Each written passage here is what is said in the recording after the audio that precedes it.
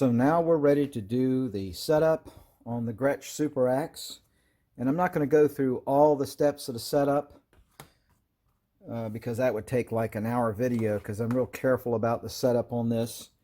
But I just thought I'd show you some new hardware. We've got the new Filtertron pickups in there. These were the old pickups, just regular type Gibson PAF type humbuckers. They're not Gibson pickups, they're Gretsch pickups, but they're Gibson PAFs, no doubt about it.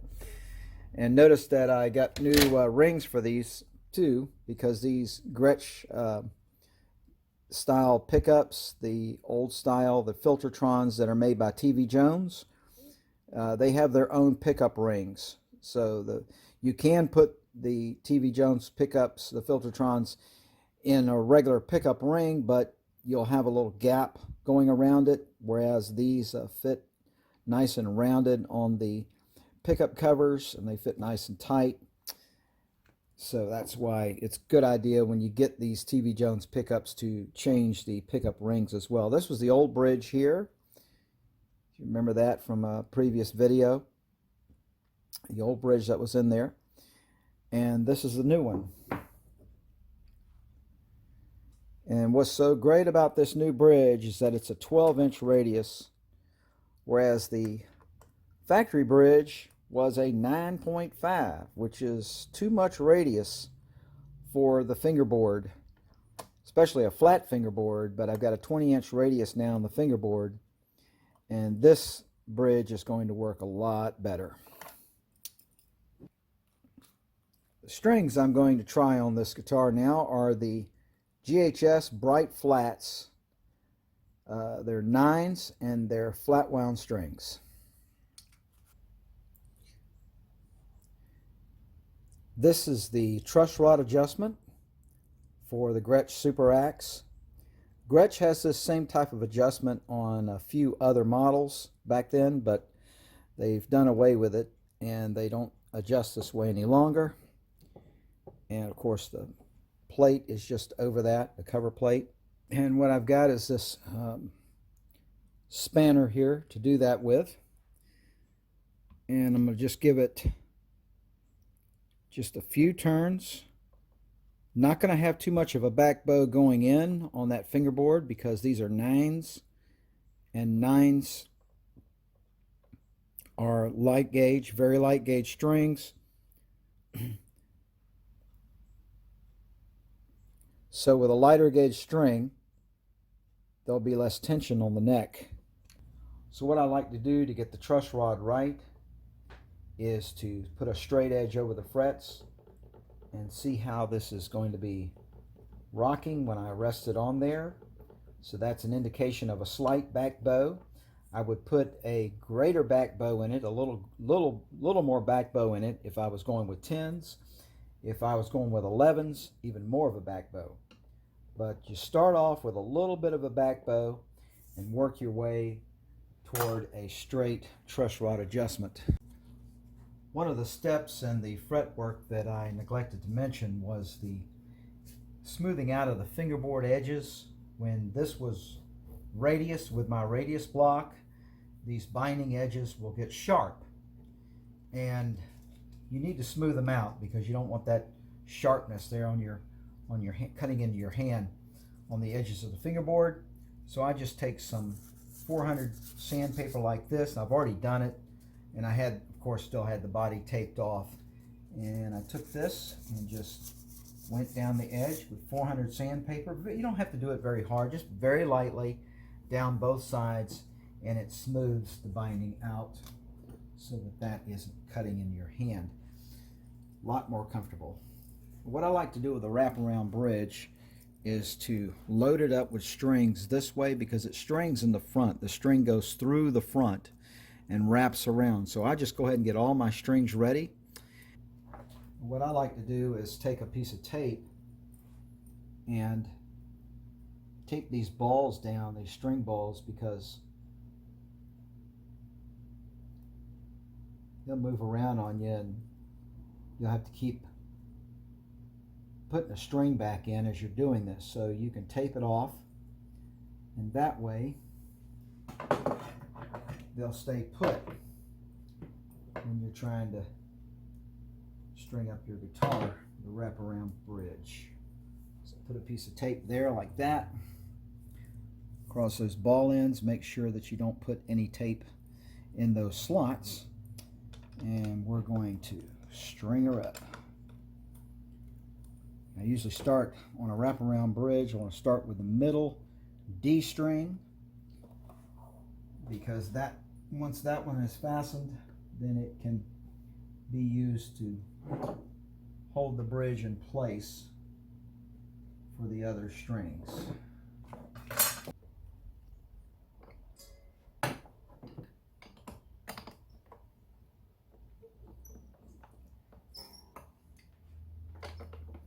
Now you want to put the two middle strings on first, the third and the fourth, because that stabilizes everything, keeps the bridge in place, keeps it from teetering on you. And it looks like we got good clearance up here with a 0 fret as well. So the first thing you want to do is tune it up.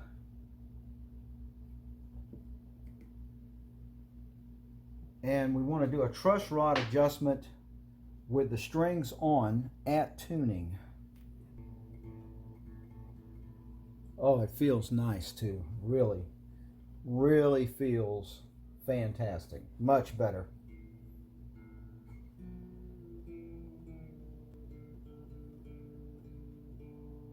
So the first thing you got to get right in a setup is the truss rod. The truss rod is the first fundamental of the setup.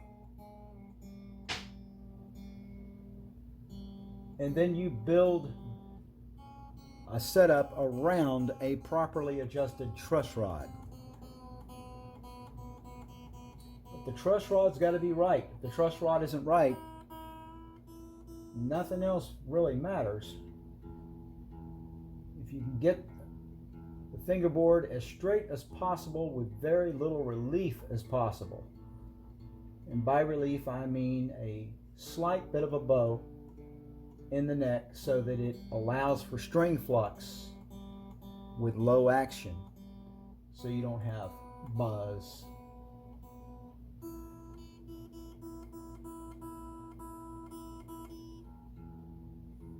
Get it right at tuning exactly.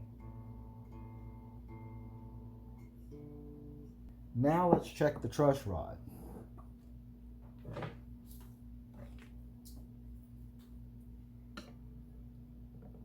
And we have still a little bit of a back bow, which means we need to loosen up on the truss rod. I tightened it a little bit too much. Go back in with the spanner bit.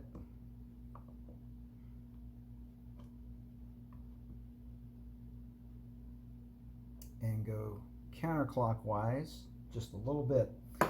If you've got the frets really level on a guitar, you really don't have to worry about having much relief, if any at all. I mean, you can get the neck pretty much, fingerboard pretty much completely straight, and you won't have any buzz. As long as all the frets are level, you can do that with a lot of guitars.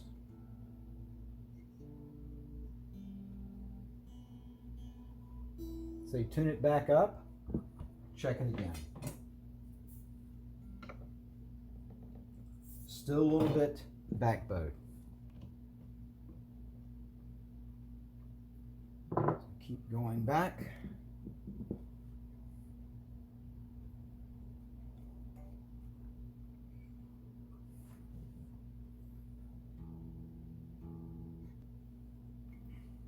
But you want that fingerboard straight.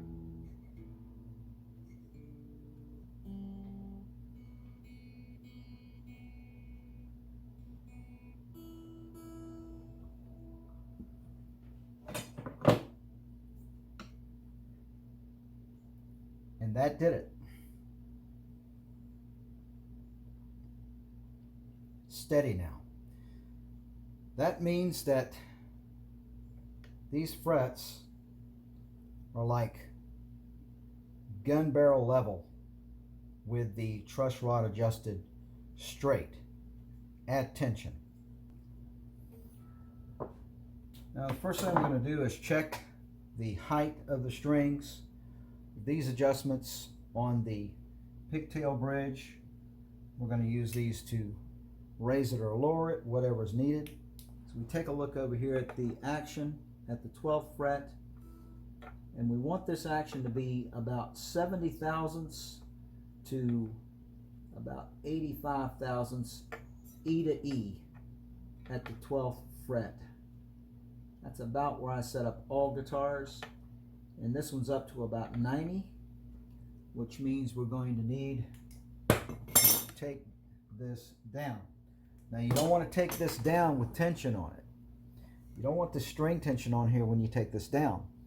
Why? Because it'll grind against these adjustment studs, and you don't want that metal grinding in there. You'll wind up with metal shavings on your guitar body. So loosen this up.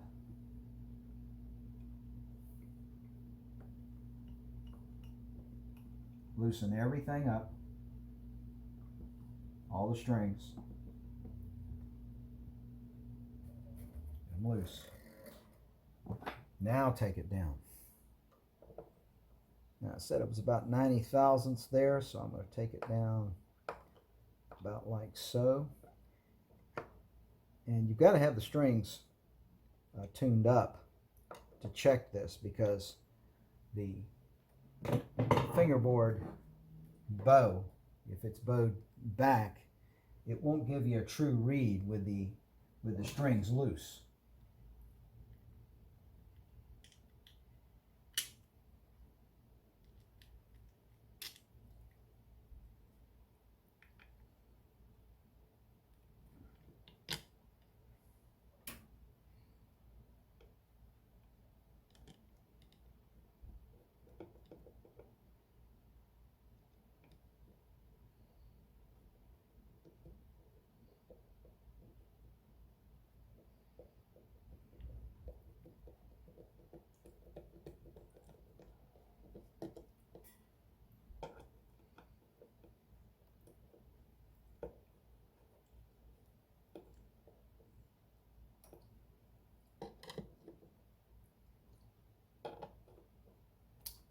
And that's about where it ought to be. Nice snug fit on those rubber bushings. All right, it's tuned back up, so now let's check it for the height. And we're down right at 70 there. E to E. This is a string action gauge. My favorite is this one, which is from Stumac. And there's several other types, but what I like about this one are the little lines down here instead of the big thick lines for the height. There's your 70 thousandths. Above the fret, that's where about where the string should be at the 12th fret at tuning with the truss rod properly adjusted. And about 90, maybe a little lower, between about 90 and 80 for the bottom E. And these are the only two string heights adjustable in this, because unlike a Strat or a Tele, the individual saddle height is not adjustable. So you have to adjust the whole bridge. So the best thing to do is just get the two E's correct. And once you've done that, you're there. So we're going to take it down a little bit more, just to press our luck. How far can we go? How low can the action go? Well, as low as possible, right? I mean, make it easy to play. It's hard enough to play a guitar. Why make it harder? So let's take it down. That's going to be nearly 60 thousandths. That's going to be really low. Let's see where she's sitting now. Sitting on about 60 thousandths. That's about my limit. And that is really low. The other strings are at a good height too. I'm just checking those. You got like 60 at the first, got right at 70 at the B. That's about right. You got about 75 or 80, about 78 with the G, with the D string. We're sitting on about 80, sitting on 80 with the A, and we're sitting on about right at 90 with the bottom E. Any buzzing?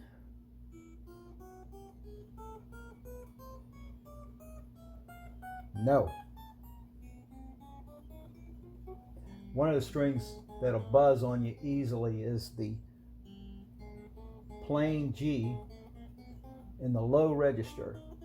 But always check this upper register and then take a string and bend it. That way you can make sure that you don't have a high fret up here. So if a fret is high in the middle in this section, you get up here to this upper register and you bend a string, it'll fret out if there's an uneven fret, and there are none. And I mean, that is really low action. So we're doing good. And it's playing sharp everywhere. So this needs to go back. And there's two ways that you can adjust this. You can either adjust each individual saddle, or you can move the whole thing back with these post screw adjustments. The whole thing will angle back. It does need to go back. How far, I'm not sure yet. Okay, I've got the intonation set now, and I had to make a trip up to Ace Hardware and get some longer adjustment screws to move this entire tailpiece back further, because I couldn't get these saddles to intonate, go back far enough. Another way you can get around that, of course, is to just turn these saddles around, but I didn't want to do that. I want to leave everything the way it was intended. And this bridge is, I got this from StewMac.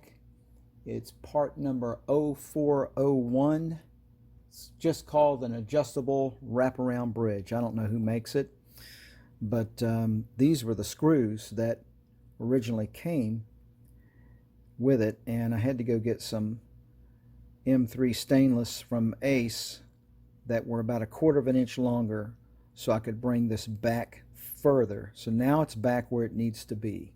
Pickup height, and just about done with the setup.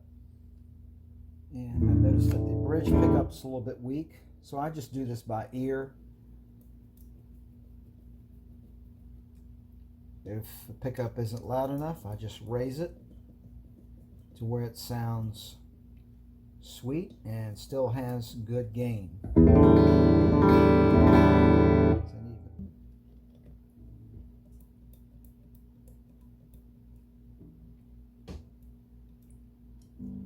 Now the neck pickup.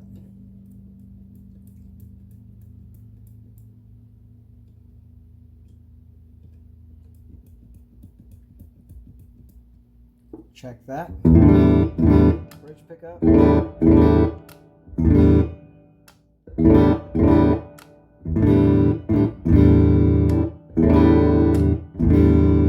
I think the neck pickup can be a little bit louder.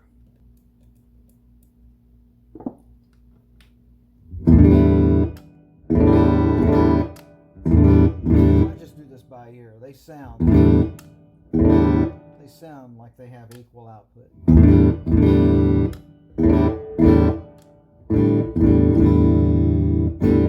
All right, we're all set up. We're going to take this in and plug it into the Roland. All set up and ready to go. She's ready to play.